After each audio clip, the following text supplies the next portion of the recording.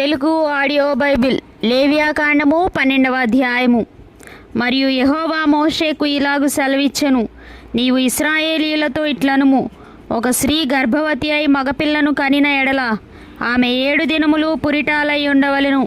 ఆమె తాను ముట్టుదై కడగా నుండి దినములు లెక్కను బట్టి పురిటాలై ఉండవలెను.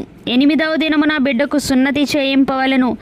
ఆమె తన రక్తశుద్ధి కొరకు 33 దినములుండి తన రక్తశుద్ధి దినములు సంపూర్ణమగు వరకు ఆమె పరిశుద్ధమైన దేనినైనను ముట్టకూడదు, పరిశుద్ధ స్థలంలో ప్రవేశింపకూడదు. ఆమె ఆడపిల్లను కనిన ఎడల ఆమె తాను కడగా ఉండునప్పటి వలె 2 వారములు పురిటాలై ఉండవలెను.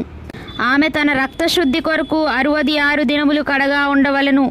కుమారుని కొరకే గాని కుమార్తె కొరకే గాని ఆమె శుద్ధి దినములు సంపూర్తి అయిన తరువాత ఆమె దహన బలిగా ఒక ఏడాది గొర్రె పిల్లను, పాప పరిహారార్థ బలిగా ఒక పావురపు పిల్లనైనను తెల్లగువ్వనైనను ప్రత్యక్షపు గుడారం యొక్క ద్వారమునకు యాజకుని యొద్దకు తీసుకుని రావలెను.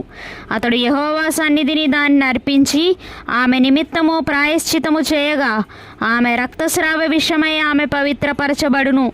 ఇది మగపిల్లను గాని ఆడపిల్లను గాని కనిన స్త్రీని గూర్చిన విధి.